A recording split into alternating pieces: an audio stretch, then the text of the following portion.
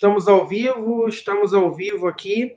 Olá, pessoal, eu sou Eduardo Lima, esse aqui é seu canal Eduardo Lima Anti-Imperialismo, e hoje eu estou aqui mais uma vez com vocês, dessa vez para poder falar sobre o assunto do momento, que são os protestos na Bielorrússia.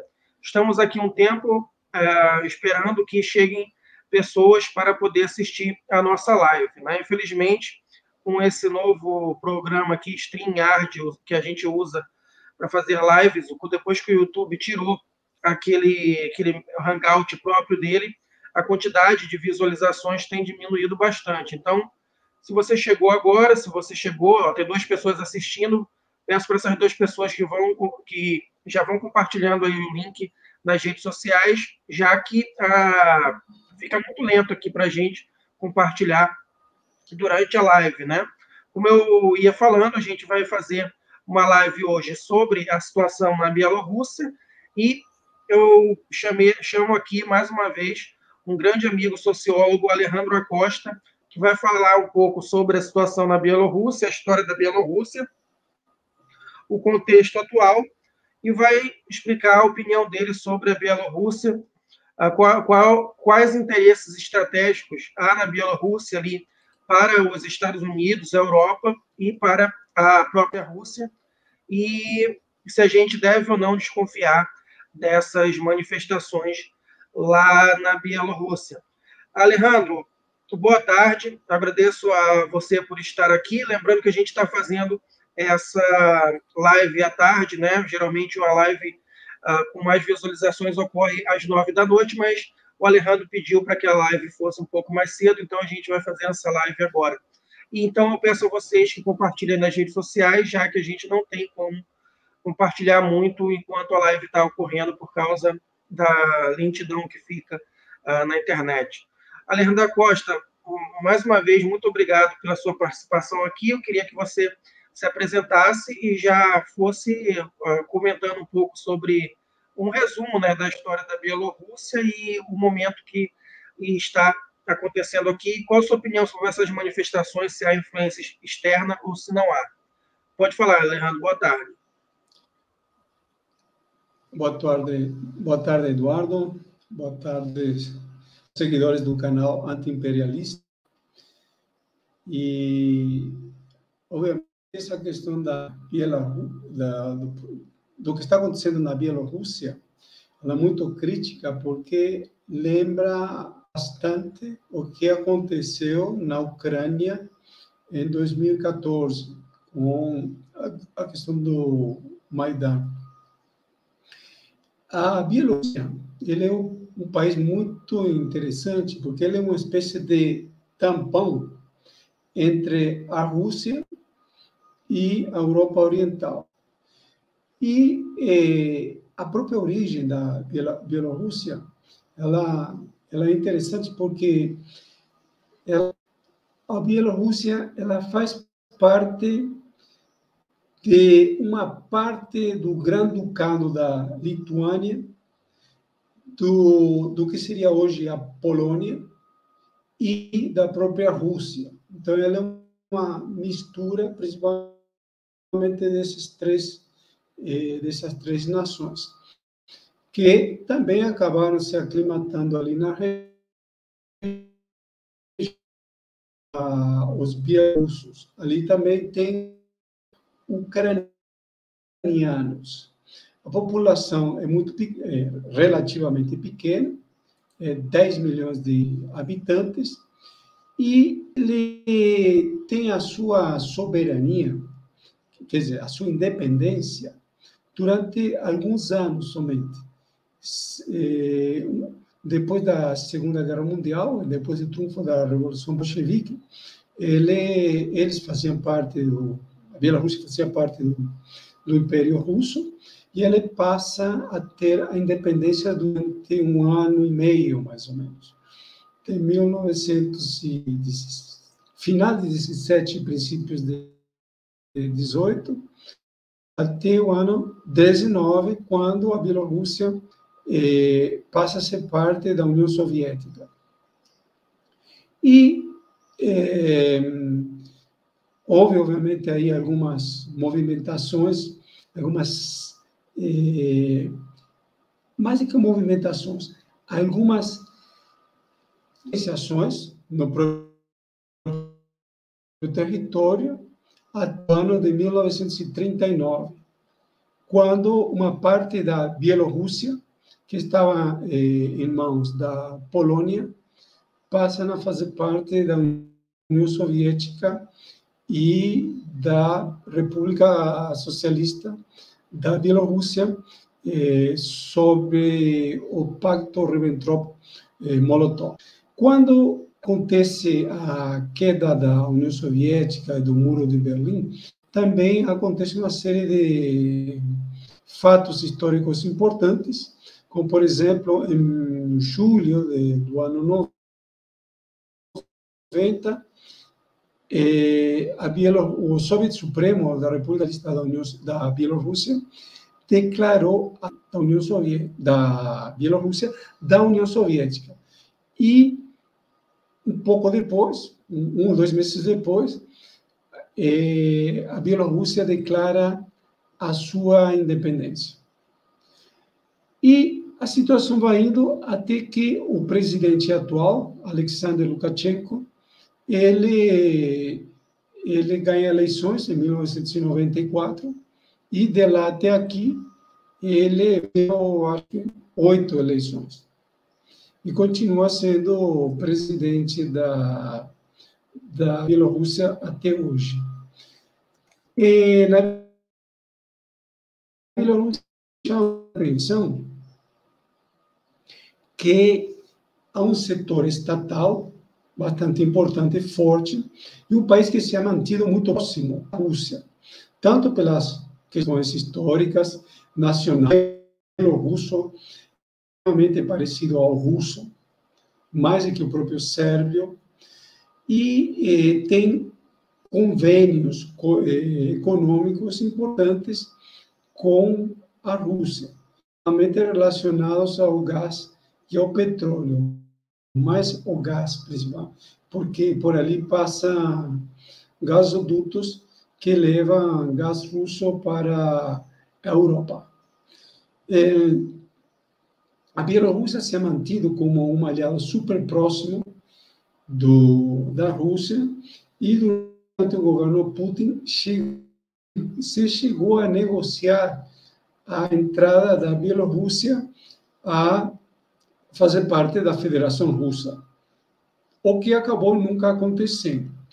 Agora, sobre as manifestações em si, eu acho que, na minha opinião, nós deveríamos avaliar a questão de maneira bastante objetiva, porque há 2 posições principais. Uma, que o governo de Lukashenko seria uma brutal ditadura, e aí a oposição, que é de direita, estaria lutando pela democracia.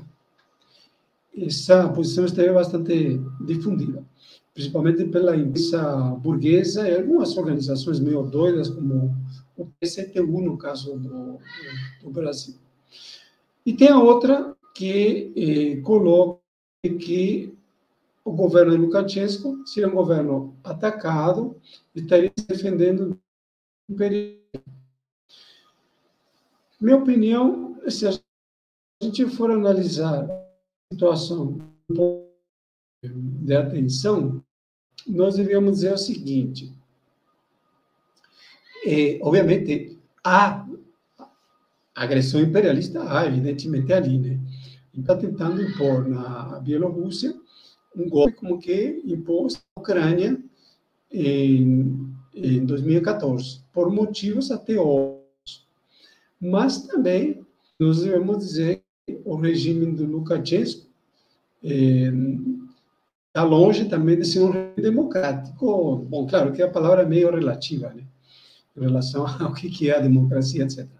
Mas, em princípio, houve um governo forte, duro, que tem uma série de problemas sociais, bem da população, mas que se mantém também por métodos visivelmente bonapartistas. E o imperialismo norte-americano, principalmente junto com o europeu, tem tentado cooptar a Bielorrússia para tirá-lo fora da influência dos russos e, por consequência, também dos chineses, em cima da aliança que existe entre a Rússia e os chineses, por meio da Organização de Cooperação de Xangai e da Comunidade Euroasiática, da qual participam outros países também, como o Cazaquistão, Armênia e a própria Rússia e a Bielorrússia. Também tem estas eleições 3 candidatos de direita que estavam se concorrendo com Lukashenko. Os 3 foram, digamos, as candidaturas canceladas. O que aconteceu? Que a esposa de Atos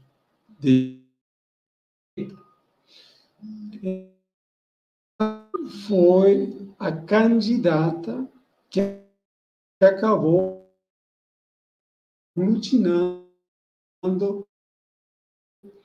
a oposição de direita nessas e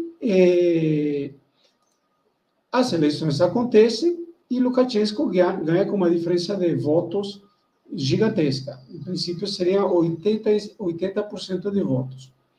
Bom, conhecendo a Bielorrússia e a maneira como o regime político atua, é evidente que ali houve algum grau de manipulação. Bom, onde também, que ainda também é um problema, onde não as há. Mas o fato é que 3 candidatos e mais outra série de mecanismos, como o controle da Corte Eleitoral, etc., levou e o imperialismo acabou mobilizando os seus aliados, obviamente, mobilizações a partir de jovens, etc., e na perspectiva de provocar um outro Euromaidan, como tinha acontecido na Ucrânia em fevereiro de 2014. Só que aqui, no caso da Bielorrússia, há uma diferença.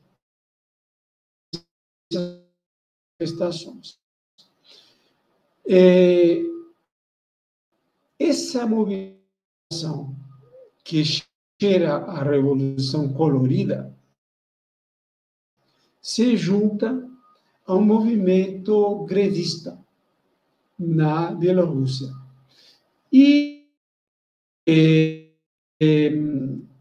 houve um chamado à greve geral e várias fábricas importantes aderiram à greve contra o governo, como, por exemplo, a RIA Novosti, companhia siderúrgica importante, junto com a Steelworks, o Instituto Estatal de Metalurgia, a planta elétrica Kozlov, a de açúcar Chabinska, a fábrica de tratores TZ, uma fábrica de margarina importante, tudo isso na capital da Bielorrússia, em Minsk. E em Brobrusk aconteceu uma greve importante dos trabalhadores do setor de pneus. Bom, não foi uma greve geral, mas teve uma certa adesão de metalúrgicos. Né? Isso por quê? Porque a situação econômica do país ela tem piorado muito nos últimos, mais ou menos no último ano e meio. Isso tem levado ao contentamento da população por conta da crise econômica, né? Como acontece em todo o país. E o imperialismo, obviamente, esteve ali, insuflando, botando pilha. O próprio Lukashenko, ele tentou fazer umas manobras nos últimos meses, tentando se distanciar um pouco da Rússia, tentando se aproximar da União Europeia, buscando a ajuda da União Europeia. Recorreu à mediação da República Tcheca e também da Lituânia. Depois também recorreu até a Polônia e a própria Ucrânia. No caso da Polônia e Ucrânia, a coisa é um pouco... É mais ou menos que nem a República Tcheca e na Lituânia, porque todos esses países são governados pela extrema-direita. No caso da Polônia e da Ucrânia, é pior ainda. Se chama esse tipo de regime de extrema-direita que acabaram intermediando entre Lukashenko e a União Europeia, né? Basicamente, é o que o imperialismo europeu, junto com o imperialismo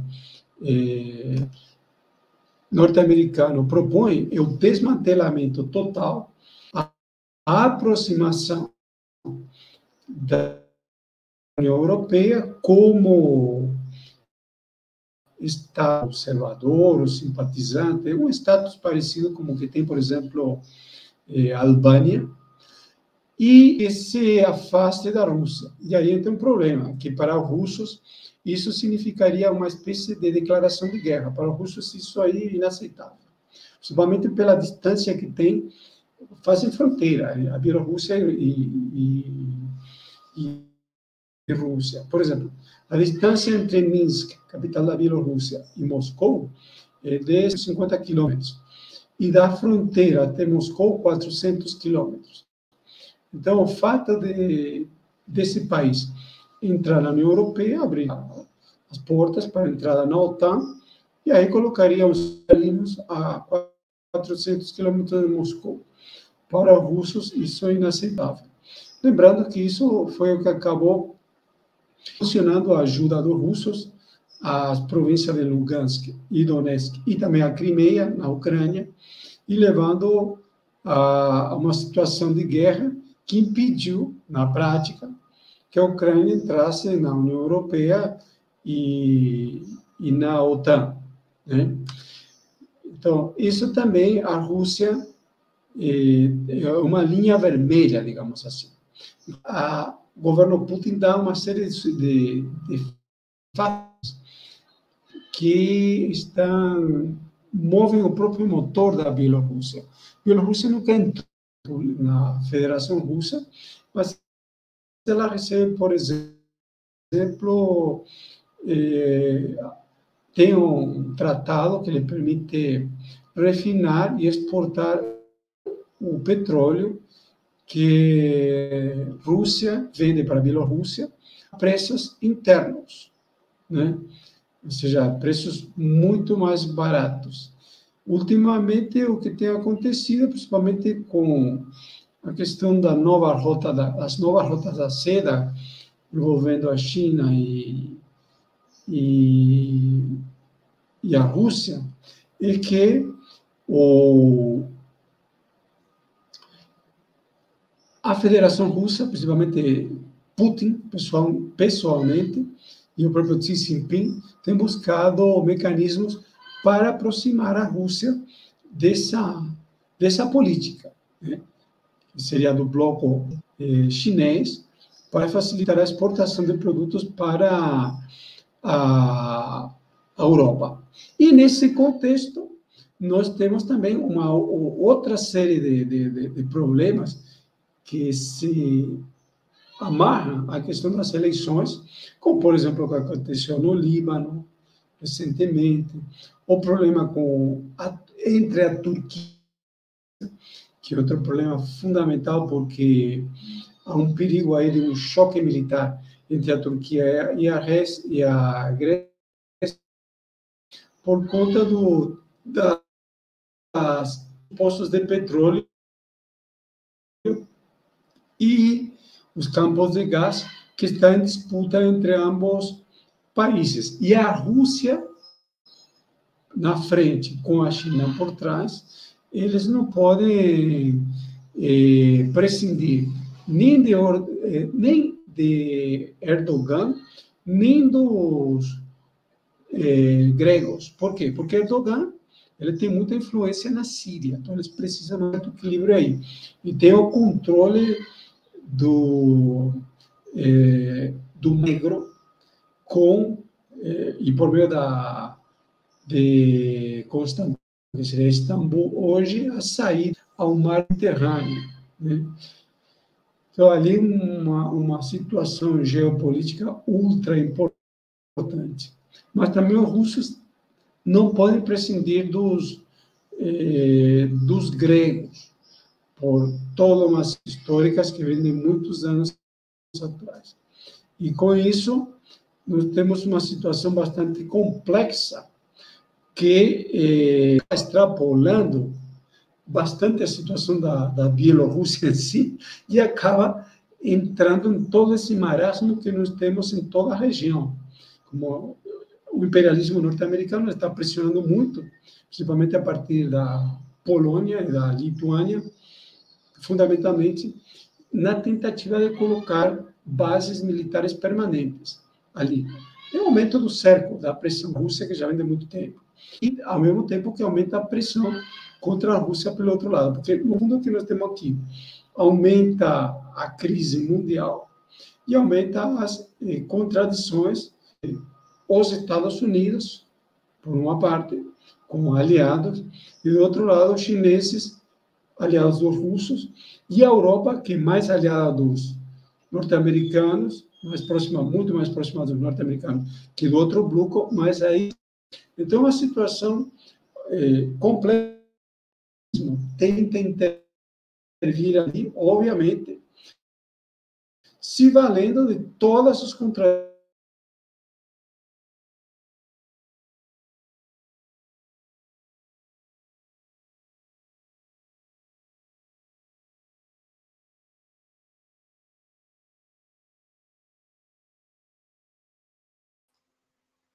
Alejandro, acho que você mutou seu microfone.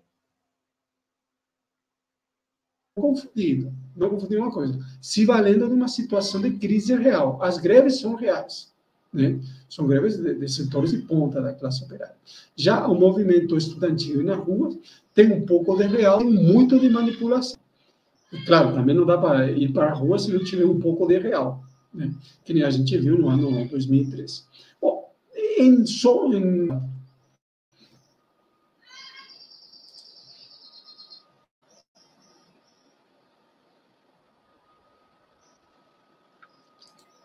sim, perfeito. Bom, eu tinha dito que essa era a primeira visão. Queria saber se havia um ponto, alguma dúvida ou divergência, ou o que for. Aí eu conheço, poderia trazer mais, né? Tem tudo a ver com a questão, tem muito a ver com a questão do fornecimento de gás, muito a ver também com a questão muito a ver.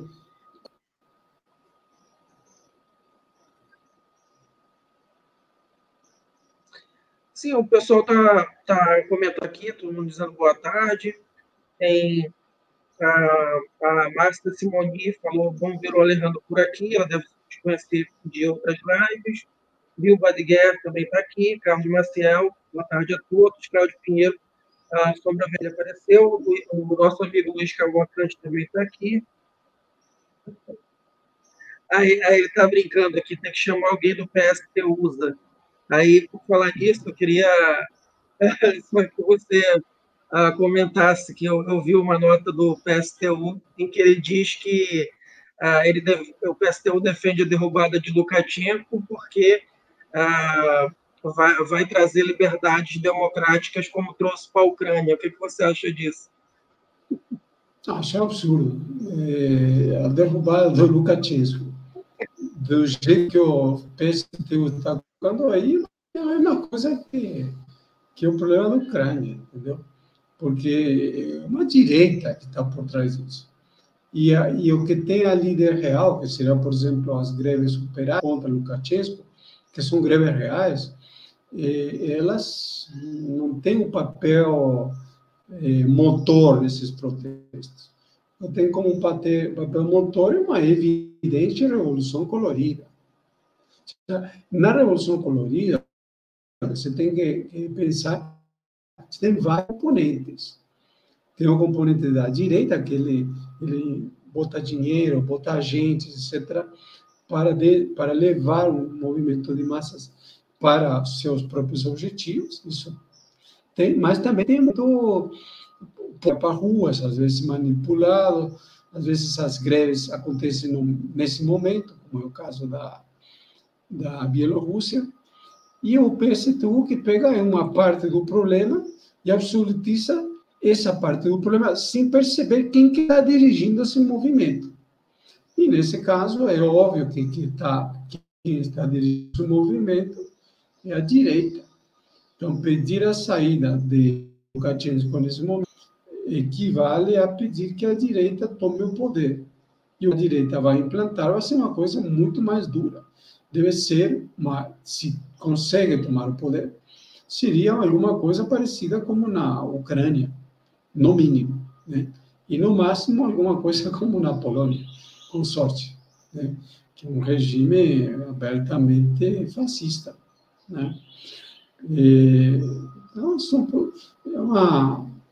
são partidos políticos que têm praticamente já o pulo para o outro lado da trincheira. Já faz tempo que está com essas loucuras, né?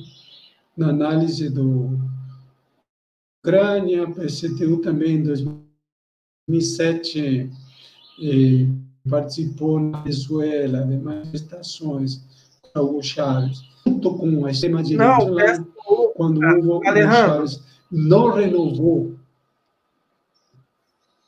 Alejandro, eu não sei se você viu meu último vídeo, eu fiz uma resposta a esse artigo do PSTU, e o PSTU não só apoiou a derrubada de Lukashenko, como reafirmou o apoio ao que acontece na Ucrânia, apesar de tudo, entendeu? E segundo ele, olha o absurdo, ele falou que o problema não foi o golpe na Ucrânia, mas foi o Putin que atrapalhou o golpe na Ucrânia. E falou que chamou o pessoal do Donbás de mercenários russos. Quer dizer, o PSTU está à direita da Rede Globo, então, você acha disso?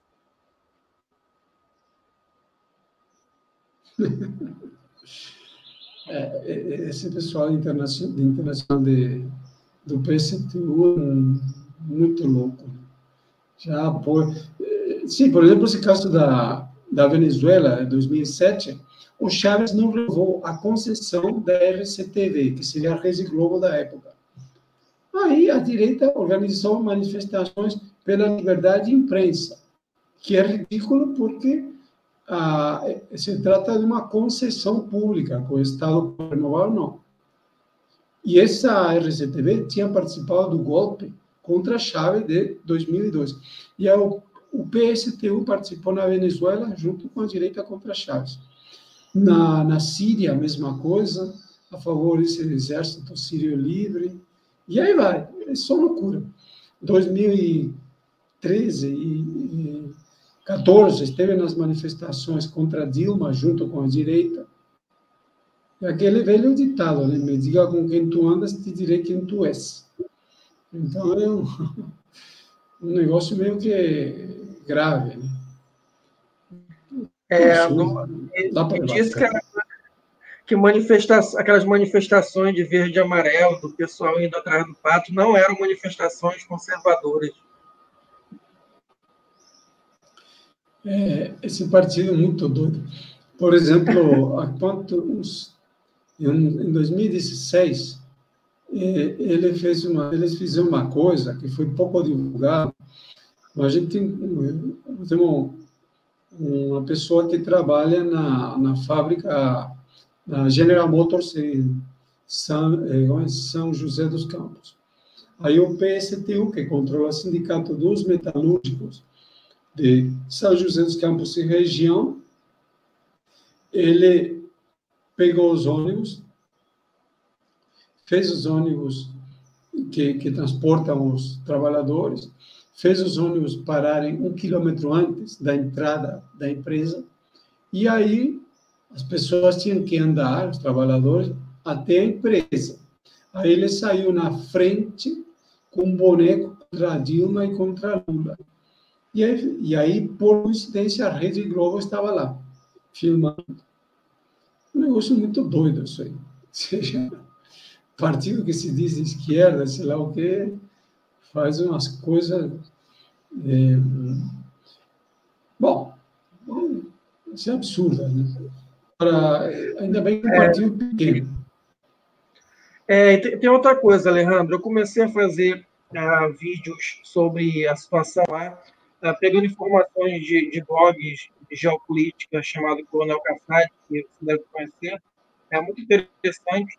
E aí veio uma pessoa aqui nos comentários, né, se dizendo bielorrussa, né, pelo canal que eu vi dela, aparentemente ela é mesmo, e falando que defende as manifestações. Segundo ela disse que não corre risco de acontecer o que aconteceu na Ucrânia, né, porque a Bielorrússia tem uma cultura diferente. Você acha que ela tem um pouco de razão ou não? Que não tem nada a ver a cultura com a situação da Bielorrússia? Bom, um pouco a ver tem, mas não sei se isso é suficiente. Por quê? Porque, por exemplo, no caso da Ucrânia, de fato, você tem o seguinte: até o rio Dnieper, aquele rio que divide a Ucrânia quase que em dois, você tem uma população majoritariamente russa. Quando você passa para o outro lado, você começa a ter uma população russa que cada vez é mais minoria, até você chegar às fronteiras com a Polônia, onde ali a população é basicamente ucraniana, chamemos assim, né? E ali tem uma influência brutal dos grupos nazifascistas que atuaram desde a época do Hitler, né, contra as minorias e etc, etc. O Stepan Bandeira e vários outros. Então, tem esses grupos e tem essa divisão mais drástica. Tem uma população pró-ocidental, pró-imperialismo, e tem muito grupo fascista ali, que seria o Ocidente ucraniano. Agora, no caso da Bielorrússia, é menor. As minorias são menores, minorias étnicas, mas tem minoria, principalmente polonesa e lituana, que também ali tem grupos de direita, pouco apagados pelos tantos anos de Lukashenko. E tem alguns grupos ucranianos menores. Então, a partir dessas minorias, principalmente polonesas e lituanas, o imperialismo sim tem atuado. Agora, o problema da Bielorrússia é que também a economia está em uma crise grande. E o país é menor do que a Ucrânia. A Ucrânia tem 40 e tantos milhões de habitantes, a Bielorrússia somente 10. E a Bielorrússia tem muita influência russa. E a Rússia também não pode permitir que a Bielorrússia saia da sua órbita, né? Então, é uma situação complexa essa aí.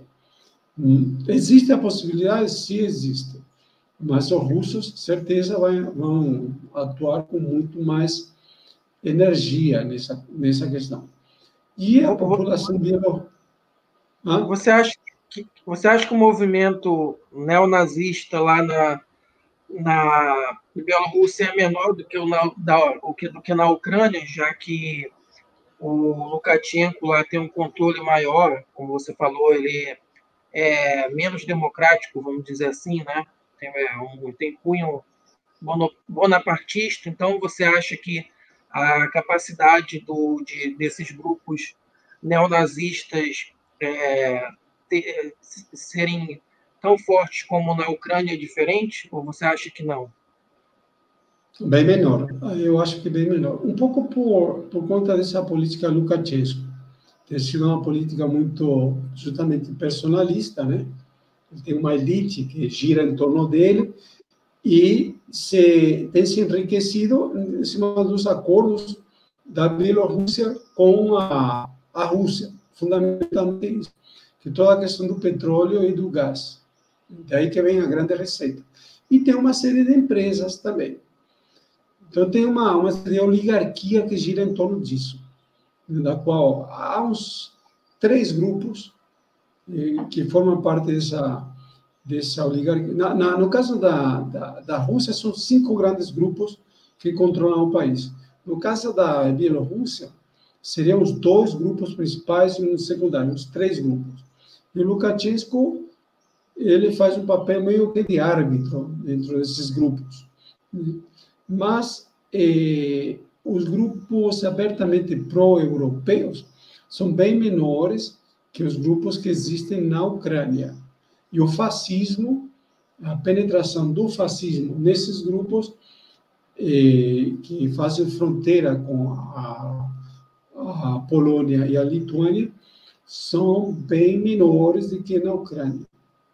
Então, essa possibilidade de golpe existe, mas vejo mais difícil de ele acontecer dessa maneira. Da mesma maneira que uma invasão externa também é difícil, porque uma invasão externa colocaria em pauta a questão da unidade nacional. O exército bielorrusso é pequeno, mas tem convênios militares importantes com a Rússia, com o exército russo, está sob a órbita dos sistemas de defesa, antimísseis, etc. Tem convênio nesse sentido. Uma situação bastante complexa, mas quando você bota Bielorrússia dentro desse contexto mais geral, onde você vê Bielorrússia como um lugar onde o imperialismo, principalmente norte-americano, está botando fogo nas costas dos russos. Aí depois tem o problema da Síria, onde os russos estão dando as cartas. Aí tem o problema do Líbano, onde o atentado, evidentemente, tem os norte-americanos, principalmente o Mossad israelense por trás.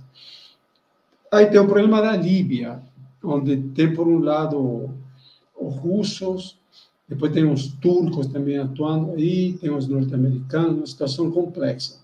No Líbano também tem a entrada em cena, mais uma vez, do imperialismo francês.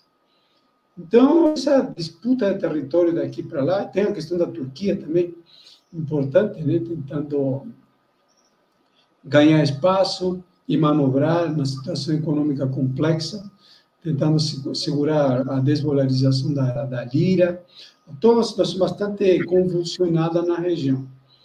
E a Bielorrússia seria, considerando a Europa Oriental, a antessala do Oriente Médio. Dali para chegar, por exemplo, na Turquia, já é próximo. E também faz parte do colchão desse cinturão que o imperialismo norte-americano tem colocado por meio da OTAN contra a Rússia. Está nesses termos. Faz parte da luta política geral, principalmente entre o imperialismo norte-americano, em primeiro lugar, e a Rússia é o outro, onde o papel das populações ainda está um pouco escuro. E quando atua de uma maneira super secundária, como, por exemplo, essas greves operárias que estão acontecendo na Bielorrússia, mas sem autonomia, sem direção. É isso, mais ou menos. Eu queria que você falasse um pouco mais sobre essa oposição da Bielorrússia, essa candidata que perdeu as eleições e foi para a Lituânia. O programa político dela é o programa do FMI, ou é um programa ultraliberal, para o pessoal saber, porque ela com certeza está sendo exaltada pela mídia aqui brasileira. Sim, é um programa de direita. Ou seja, ela não se apresenta. Havia 3 candidatos. Um deles era abertamente ultra-neoliberal. E os outros 2 eram uma direita mais, digamos, pró-ocidental, mas com um discurso mais em favor do modernismo, da modernização, tentar segurar o problema da crise econômica, etc. Quando os três candidatos saem de cena, entra em cena essa senhora, que me fugiu o nome agora, que é a esposa de um deles que trazia esse, digamos, um programa da direita um pouco mais disfarçado. Então, ela vem com esse programa, só que ela traz um discurso que não é ultra neoliberal, é um discurso de modernidade, um discurso de vamos superar a crise, vamos supostamente a independência do russo, vai por aí a coisa. Em um certo momento, houve uma dança ali, porque o Lukashenko, ele fez também umas manobras, ele tem uns convênios com o governo Putin, mas, ao mesmo tempo, ele ficou meio flirteando com a União Europeia, por meio desses três países que são governados por extrema-direita, que eu mencionei, que é a Polônia, a República Tcheca e até a Ucrânia, e tentar ver quem que dava mais para ele. Se ele conseguia arrancar mais algumas concessões dos russos, ou se os europeus podiam dar alguma coisa mais, que foi alguma coisa parecida com o que aconteceu antes do golpe na Ucrânia, alguma coisa assim. E os russos, que também a economia está numa situação complexa, eles, concessões, eles também apertaram, principalmente essa questão dos preços do petróleo e a questão do transporte do gás. Então, gerou isso que vai daqui para os russos chegaram a conversar com essa mulher, mas parece que as coisas não levaram a nada. E, no final das contas, o Lukashenko acabou controlando as eleições, por meio dos seus métodos. Conhecendo esses métodos, provavelmente aí houve alguma manipulação para chegar a esses percentuais. Mas também, do outro lado, é o caso de que essa senhora, certeza, tinha o imperialismo por detrás, né? E aí, o que aconteceu depois da vitória de Lukashenko, ele foi reconhecido, em primeiro lugar, por Putin, Xi Jinping e o presidente de Cuba. Assim, o bloco mais ligado à Rússia e à China reconheceu o governo. Isso implica que já há alguns acordos para defendê-lo nesse sentido. Porque, como eu disse, isso aqui é muito importante. Para a Rússia, a retirada da Bielorrússia da sua esfera de influência é quase que uma declaração de guerra, porque em cima de uma pressão bastante grande que vem, principalmente a partir da Polônia, e começa a vir também da Lituânia, deixa as fronteiras ocidentais muito expostas, muito próximas à artilharia nuclear norte-americana. Apesar de que os russos têm os sistemas de defesa melhores, né, que na região oriental já tem S-500, sistema antimísseis S-500 instalados, e tem sistemas de ataque importante, inclusive em Kaliningrado, que é aquele enclave que fica ao norte da Polônia. É uma situação aí militar bastante sensível. E se você coloca aqueles fatores todos que eu tinha mencionado em cima da região, ainda vai e coloca os assuntos que estão acontecendo, por exemplo, no Mar do Sul da China, aí a situação, dentro desse quebra-cabeça geral, já começa a fazer mais sentido. Uma coisa importante é que nesses dias aconteceu o pleno anual do Comitê Central do Partido Comunista da China.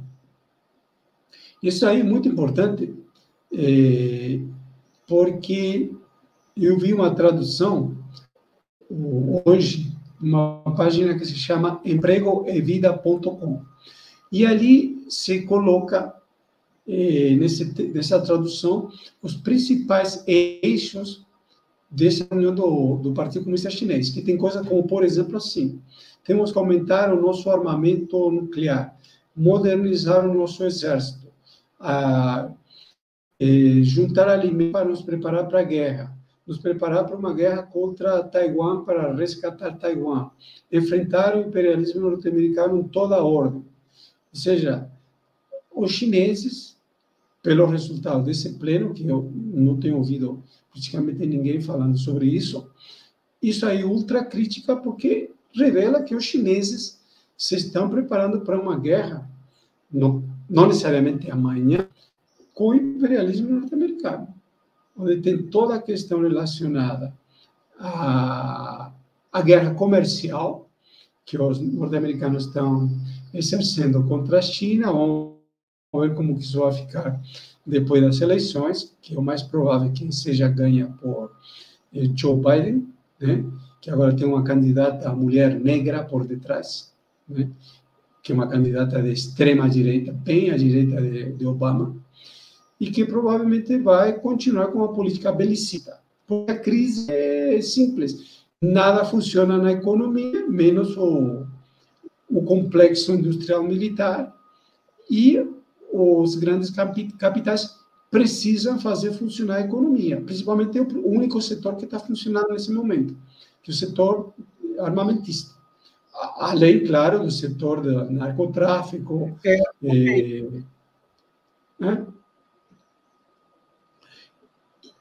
Ok, Alejandro, é só para dar atenção aqui para o público.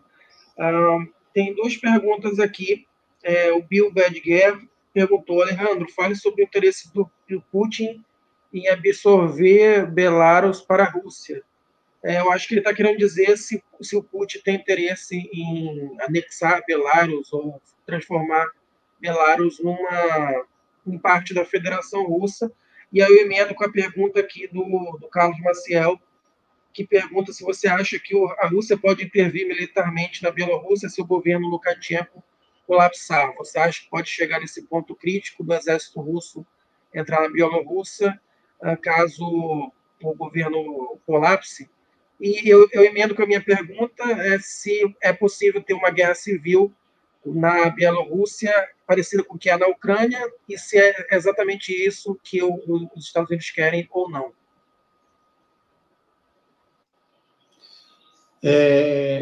Bom, claro, a situação é super complexa ali, mais uma vez, principalmente quando você olha para o todo, né? Que de fato que está ali a disputa do domínio do mundo. O imperialismo norte-americano quer manter a hegemonia mundial a custo.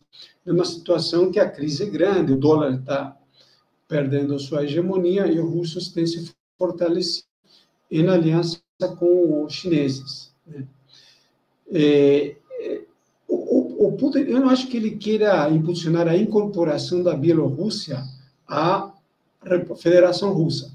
Inclusive porque o próprio Lukashenko já chegou a se movimentar nesse sentido, há uns pouco mais de 10 anos atrás, e a iniciativa não vingou. Em compensação, se estabeleceram toda uma série de mecanismos de integração econômica, integração política e até militar.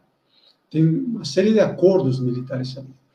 Se o governo Lukashenko colapsar e existe a possibilidade de entrar ali o governo para levar Bielorrússia ao campo da União Europeia e da OTAN, e aí, com certeza absoluta, 99,99% certeza, que a Rússia vai intervir de alguma maneira, seja por uma intervenção militar direta, caso a Bielorrússia for atacada, ou seja, por acionando grupos ou apoiando grupos bielorrussos internos, como aconteceu no caso da Ucrânia.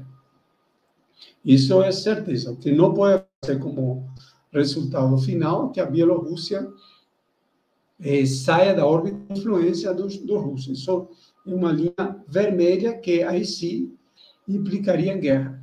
Mesma coisa se a Ucrânia decidir entrar na OTAN ou União Europeia, também uma declaração de guerra. Só que com o problema da Crimeia e a questão de Donetsk e Lugansk, isso não vai acontecer. Então, para a Rússia, essa situação é uma situação aceitável, né?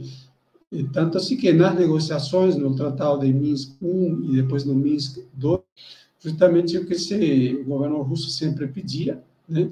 Era a sua bandeira, que houvesse eleições e que Donetsk e Lugansk voltassem para a Ucrânia, só que com status autônomo, muito de autonomia parecido com o que tinha a Crimeia antes da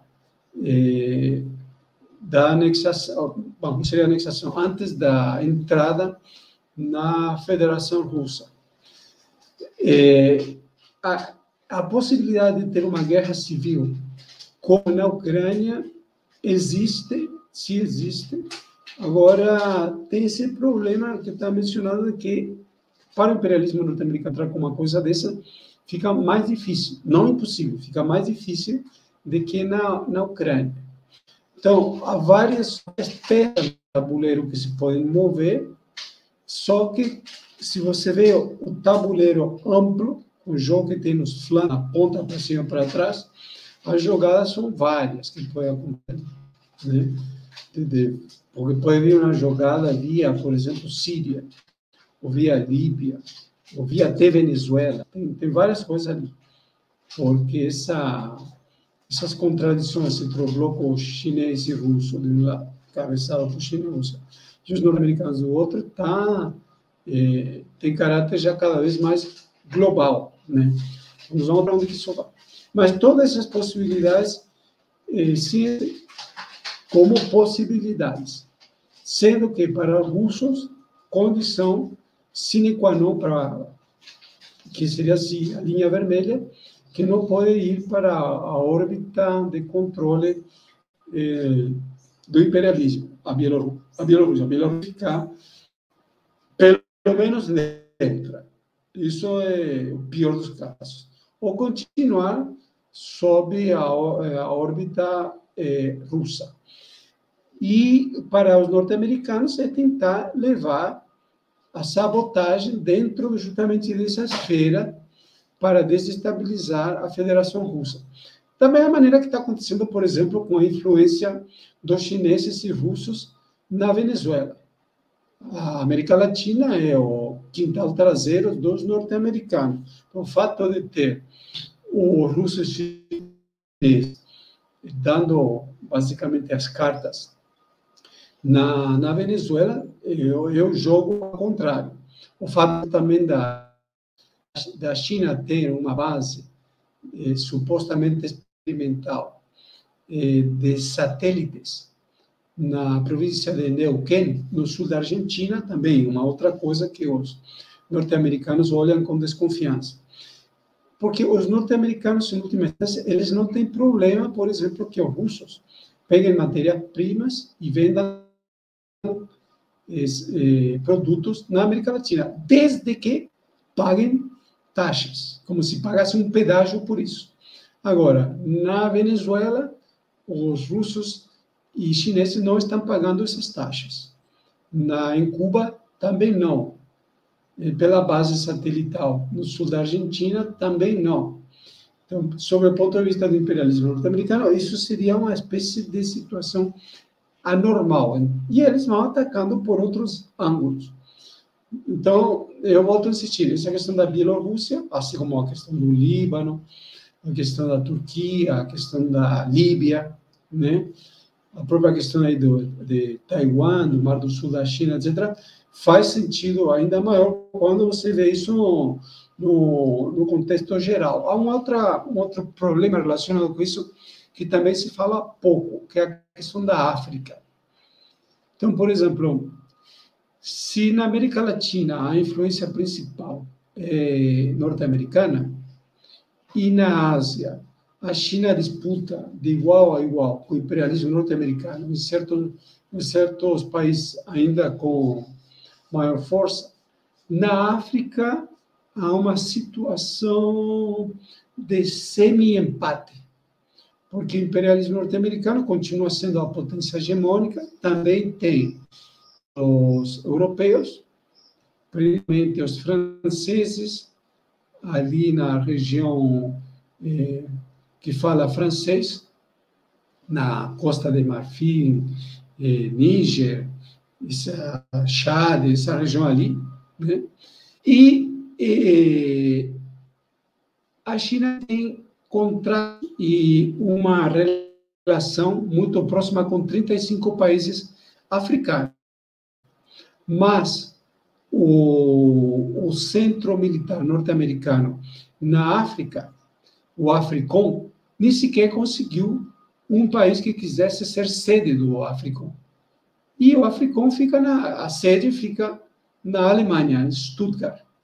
Então, quando nós vemos essa situação mundial, o que nós vemos que na Bielorrússia é muito simples. Há uma crise, como, por exemplo, também existe a crise no Brasil, na Argentina, no Chile, etc. E aí tem o imperialismo insuflando os ânimos desse descontentamento para criar problemas ali na órbita dos russos e desse poder avançar na disputa nesse momento, que é a disputa principal, a disputa do mercado mundial. Seria isso. Uma pergunta aqui interessante que o Bill fez aqui é como está disposto o povo de Belarus? O nacionalismo pró-russo é majoritário? E também para você comentar que houve hoje manifestações também pró-Lukashenko, eu queria saber se você entende se lá a população tem um forte sentimento nacionalista pró-Lukashenko ou se está muito dividida a situação.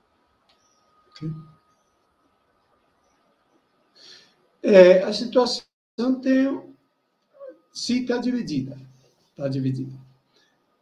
O nacionalismo bielorrusso propriamente não existe, e o sentimento da população em relação a russos é muito mais simpático do que tem na Ucrânia. Na Ucrânia, o que acontece assim, nas províncias de Donetsk e Lugansk, o sentimento é totalmente pró-russo. Agora, se você começa a ir, por exemplo, para Kharkov, ou lá por baixo, você se aproxima do porto de Odessa, por exemplo, aí esse sentimento pró-russo continua existindo, mas começa a ficar empatado com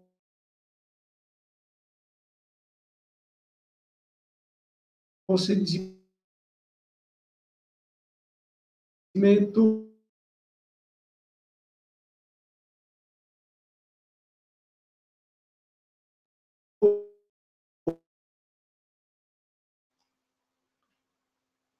Alejandro, parece que sua imagem congelou aqui. Não sei se parou para todo mundo.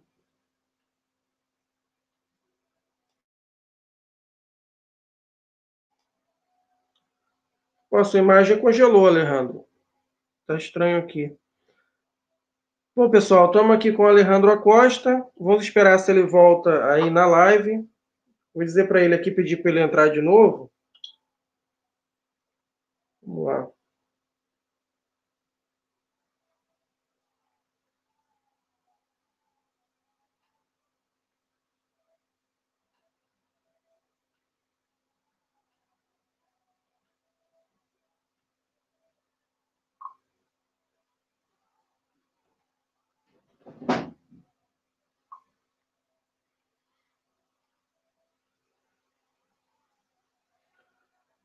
Alejandro, sua imagem congelou aqui na tela. Tenta sair e entrar de novo, por favor.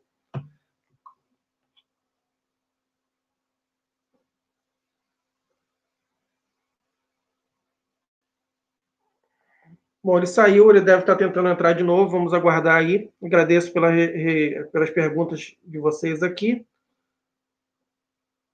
Vamos ver quem está aqui. Luiz Gonzaga, Antunes, Bill Badguer, só lembrando, Joe Games, Márcia Simoni, boa tarde todo mundo. Rubiga, Cláudio Pinheiro, Carlos Maciel, Sombra, Luiz Cavalcante, Luiz Carlos, Justiça Justa, Carlos Maciel, camarada Joseski, um abraço aí, Joseski, obrigado aí pela ajuda que você me dá lá no meu grupo no Facebook. Sombra Vermelha, um abraço. Mas quem? Em Nome da Rosa, tem um excelente canal aí, procurem em nome da Rosa aí no YouTube, que vocês vão achar o canal do amigo Cristiano. Carlos Maciel, um abraço, obrigado por ter vindo.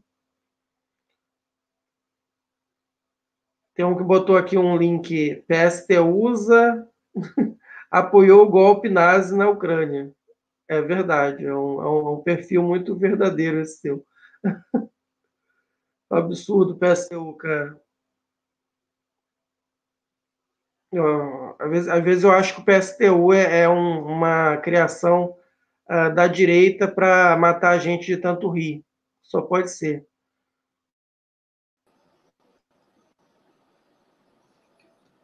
Opa, tinha caído aqui. Olá, Alejandro, tudo bem? Bom, continuando, Alejandro, eu queria saber se você acha que teria como a Belarus se tornando uma parte da Federação Russa, se aconteceria com ela o que aconteceu com a Crimeia, né? Porque você pode ver que a Crimeia ninguém toca, né? Já que fez parte da Federação Russa. Você acha que daria para se fazer esse processo de uma forma bem rápida ou não?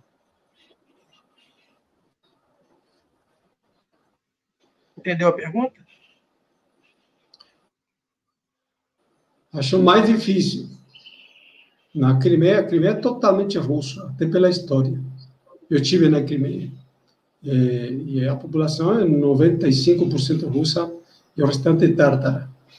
Agora, no caso da Bielorrússia, eles são próximos aos russos, mas eles não são russos, eles são bielorrussos. Então, poderia acontecer, mas seria estranho, porque isso não aconteceu quando foi solicitado, mais de 10 anos atrás. Só numa situação de muita crise. Eu entendo que a política do governo Putin é mais de manter a Bielorrússia sob a órbita seria de influência, mas sem incorporação. Minha opinião.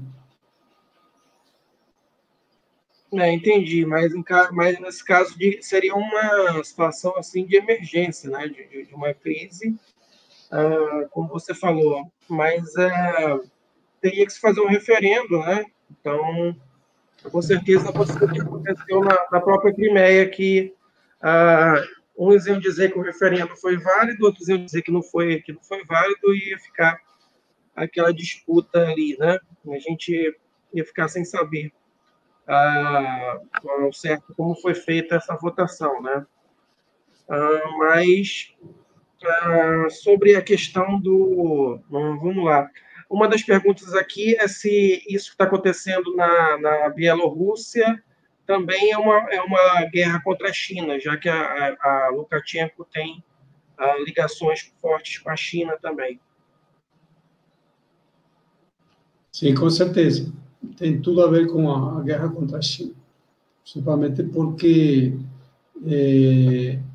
a Bielorrússia faz parte da Associação Euroasiática. Participa também Cazaquistão, Armênia e Rússia. E eles são super próximos aos chineses. Então, sim, a resposta é sim. Muito interessante. Alejandro, eu pesquisei, você fez uma pesquisa por alto sobre a Bielorrússia, e até ali na Wikipédia, na própria Wikipédia, que é uma empresa americana, né, a Wikipédia, a gente tem que analisar com muito cuidado o que é postado ali, mas eu pesquisei sobre o Lukashenko, e ali é o que, por incrível que pareça, está até um artigo bastante, vamos dizer assim, equilibrado falando sobre ele, dizendo que ele é considerado ditador, né, pela União Europeia, por diversos países, mas é considerado ali como também um homem que conseguiu manter o bem-estar social após o fim do socialismo no leste europeu.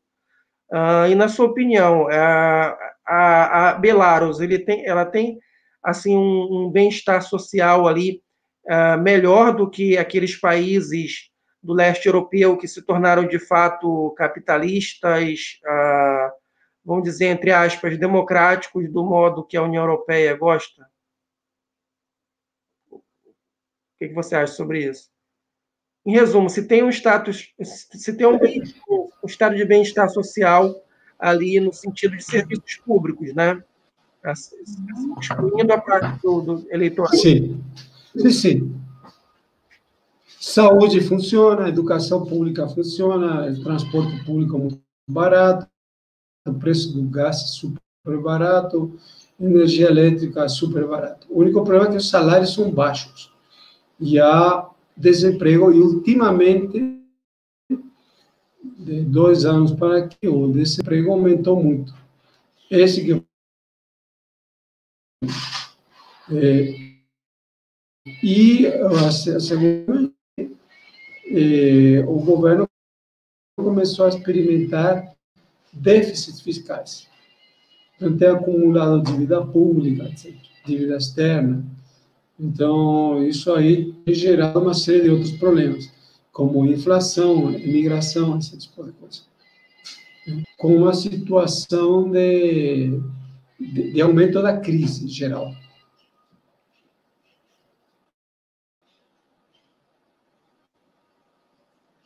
Entendi. Então, se comparado com o Brasil, assim, serviços públicos lá são muito melhores, não é?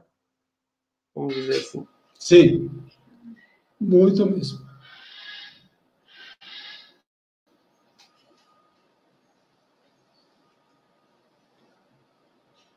Bom, tem uma pergunta aqui que está um pouco fora do assunto, mas também tem a ver com o imperialismo. O Silk está perguntando se os Estados Unidos poderiam atacar a PDVSA na Venezuela. PDVSA, que é a empresa de petróleo, né, estatal de petróleo. Pô, já atacaram, né? Pegaram a Citgo, que é a distribuidora de petróleo dos Estados Unidos, já a sequestraram. Sequestraram também depósitos e carregamentos de petróleo por vários bilhões de dólares, alguma coisa como 20, 25 bilhões no exterior. Também sequestraram 1,5 bilhão em ouro, que está na Inglaterra, e impedem a PDVSA importar insumos. Agora, Irã começou a fornecer esse tipo de insumos. Então, é um ataque forte. Também tem um problema interno do burocratismo na Venezuela, que levou a que a PDVSA esteja muito sucateada, assim como todos os serviços públicos. Um dos objetivos da eleição que vai ter na Venezuela nesse final de ano é que o governo pretende mudar uma cláusula na Constituição, já acabando com a dualidade que tinha entre a Assembleia Nacional, que era dominada pela direita, e a Assembleia Constituinte, e a partir daí poder avançar para entrar em maior, fazer concessões à sua PDVSA, que hoje é proibida pela Constituição bolivariana. É isso. A outra pergunta aqui, com relação a Beirute, né, ao Líbano, o acordo de paz entre os Emirados Árabes e Israel em meio à explosão em Beirute, com atenção, podemos visualizar essa aproximação. Eu estou lembrando que fez essa pergunta. Estão formalizando uma situação que na prática já existe, porque em todos os sentidos, em todos os aspectos, já tinham intercâmbios entre Israel e os Emirados Árabes Unidos já faz muito tempo. turismo, esporte, tecnologia, informação militar. Mesma coisa que acontece com a Arábia Saudita. Por exemplo, a empresa que cuida de a Meca, que é aquele centro de peregrinação, na Arábia Saudita, é uma empresa israelense. Eles só fizeram isso por conta de uma situação concreta relacionada à situação do próprio emir que governa Emirados Árabes Unidos, que, aliás, é o filho do emir, que há uma disputa ali pela coroa. Então, um elemento mais ligado ao rei atual, ele está disputando e tenta se fortalecer dessa maneira para ele ser nomeado rei. Basicamente isso. E do outro lado, a crise que tem Netanyahu em relação a isso. Mas isso aí cria um problema para os próprios Emirados Árabes Unidos em relação aos problemas relacionados com o povo palestino na região. Situação complexa essa.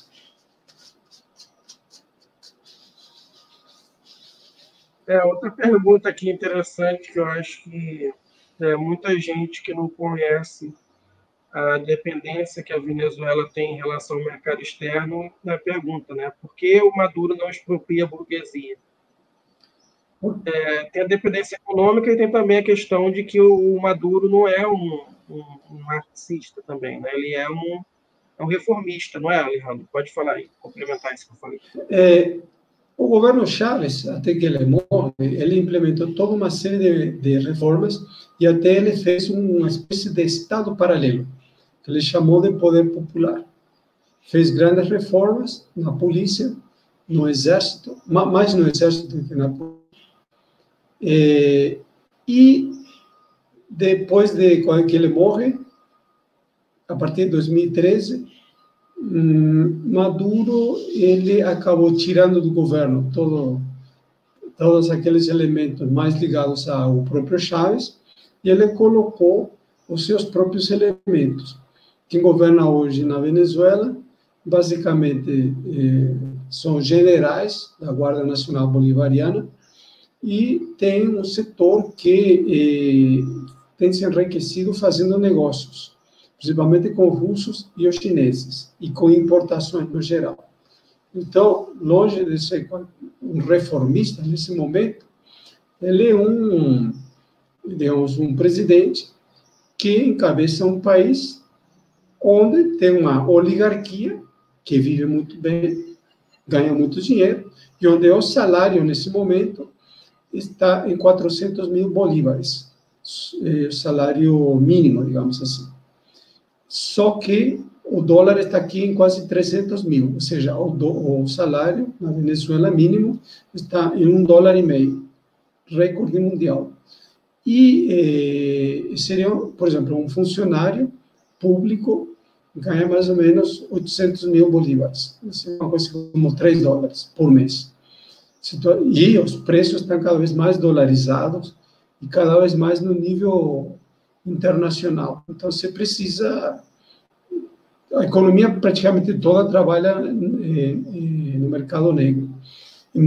Por uma parte, tem a pressão do imperialismo, que é muito grande, e, por outra parte, tem justamente os interesses da burguesia, setores da burguesia locais, que ganham muito dinheiro com isso, com contrabando, com importações, com apropriação de empresas, etc. Então, há um acordo em relação a isso, entre os setores que se ligam ao chavismo e os setores que se ligam à direita, que coincidem, muitas vezes estão emparentados. E lembrando, o chavismo até a morte de Chávez, ele tinha certas características. Depois que Chávez morre, tem outras características bastante diferentes.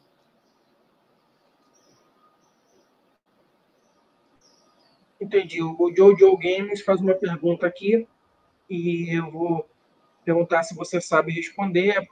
Eduardo, poderia perguntar ao Alejandro, estou perguntando, Alejandro, o que você acha das afirmações de Pepe Escobar sobre a explosão em Beirute? Você leu sobre isso? Li, eu vi o que ele falou. Sim, eu concordo com o que ele falou.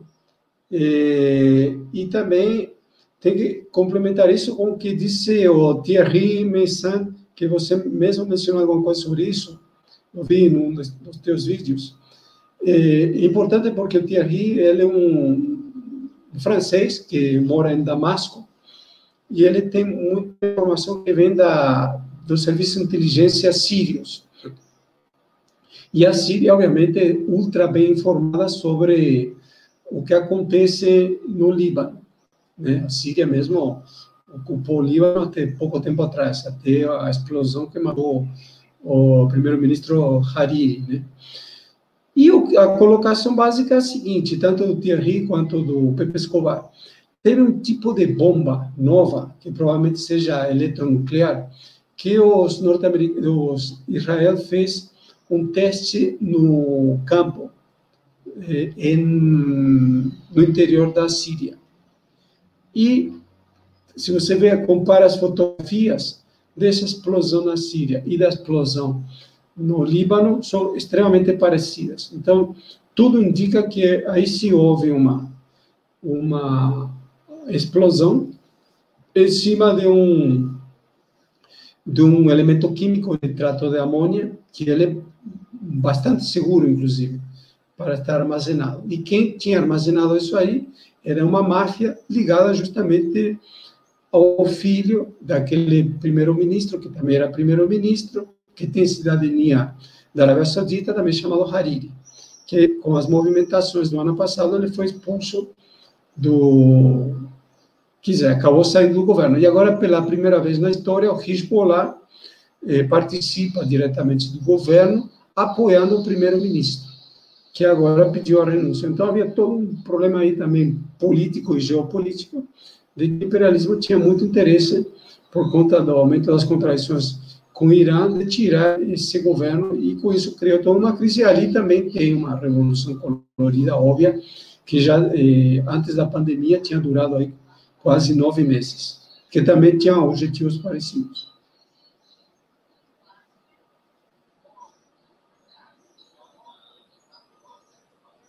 Outra coisa que eu queria perguntar, que agora sou eu perguntando, sobre uma suposta revolução colorida que também está acontecendo no Extremo Oriente da Rússia, né?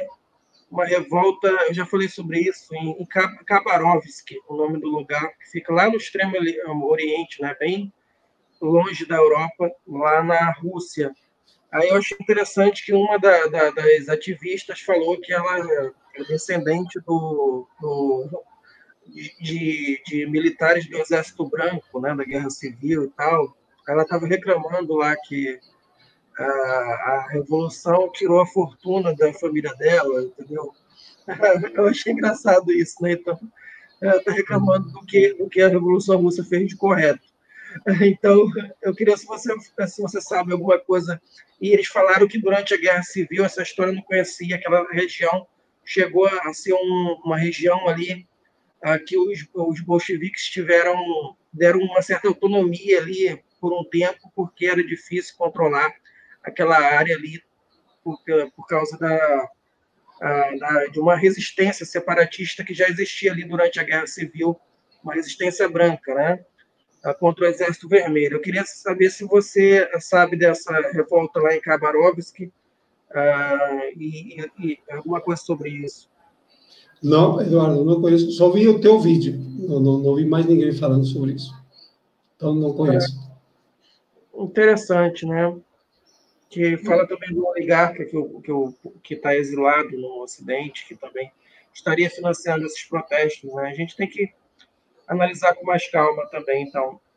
Depois, uma pergunta aqui uma pergunta se... Agora eu não me lembro quem perguntou, mas está perguntando se a Rússia e a China são verdadeiramente aliadas ou se elas só se toleram, assim, e por enquanto estão mantendo ali acordos, já que os dois estão contra um inimigo comum, né, que é os Estados Unidos. Rússia e a China se aproximaram depois da crise de 2008. Antes disso, eles tinham contradições importantes, principalmente a partir da guerra que tiveram em 1962 e depois o rompimento de relações diplomáticas e do acordo Nixon-Mao Tse-tung, em 71 e 72. Só que a partir de 2008 eles começaram a se aproximar por conta da pressão dos norte-americanos, que aí já aconteceu contra os dois países. E isso tem se materializado em toda uma série de acordos em todos os âmbitos, econômicos, militar, etc. Então, tem muito intercâmbio. Então, eles são muito próximos por enquanto, pelo menos por enquanto. Obviamente, conforme a pressão do imperialismo aumenta, eles aumentam a aliança. Mas tem algumas divergências, mas no grosso eles são aliados, sim. Uma pergunta aqui do Bill Badguer. Dá para dizer que todos esses acontecimentos de Belarus, Hong Kong e Líbano estão estrategicamente configurados pelo imperialismo? Sim, mas todos eles têm por trás uma base material. O imperialismo, para ele fazer esse tipo de movimentações, ele pega países onde existe crise, existe descontentamento, etc., etc. E ele mexe as suas peças. Mas se tem, evidentemente, atua a mão do imperialismo em si. Hong Kong também, lembrar. Hong Kong é importante.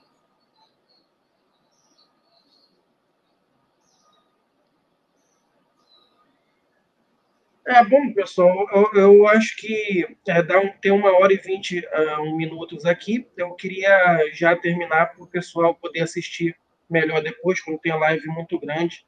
As pessoas costumam não assistir, né?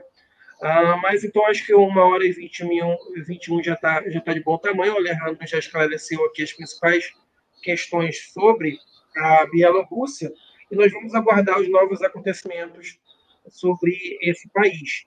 E aí eu queria pedir para o Alejandro fazer suas considerações finais, falar sobre o seu canal e outros canais aí que você queira divulgar. Pode falar, Alejandro. Bom, obviamente essa questão da Bielorrússia é mais uma questão importante dentro desse problema geral que estávamos comentando. Bielorrússia, o problema do Mar do Sul da China, o problema da Venezuela, da Líbia, do Líbano, do Chile, do Brasil, etc. Né? E nós precisamos ganhar isso. Eu acho que eu trabalho, em primeiro lugar, destacar que eu acompanho o canal do Eduardo, anti-imperialista, que sempre traz notícias bem concretas, interessantes, recomendo a todos. O canal do qual participo, o Gazeta Revolucionária, a gente também faz análise sobre várias questões.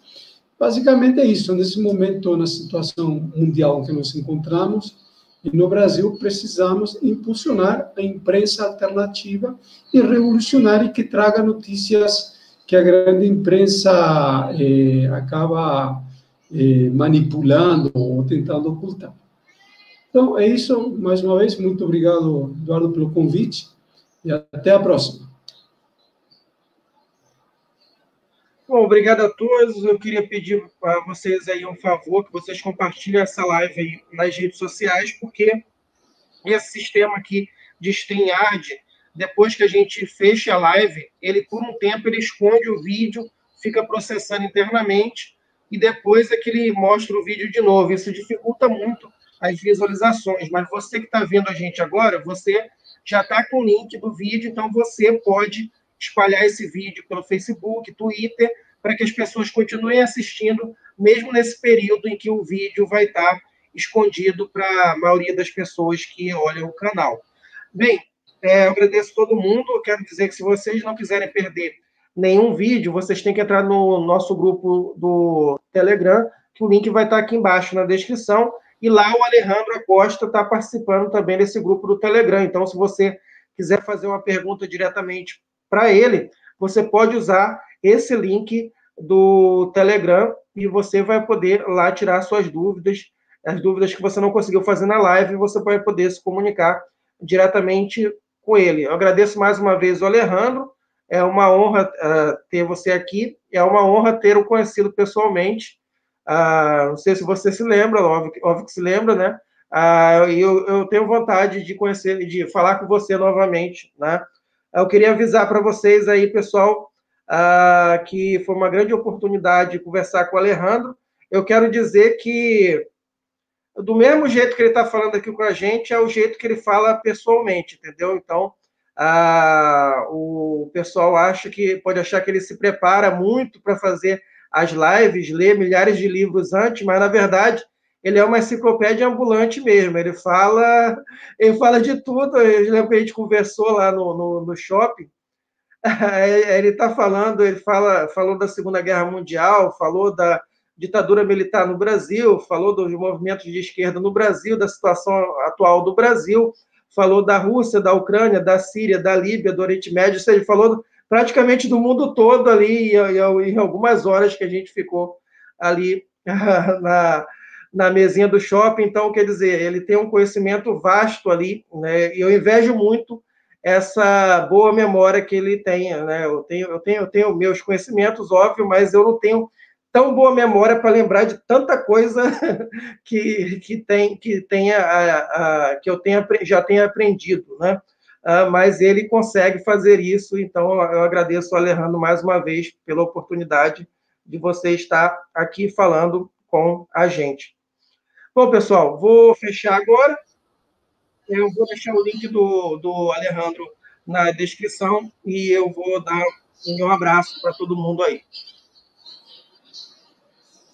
Obrigado, pessoal. Até a próxima. Fechando aqui. 3, 2, 1. Lá, fechando.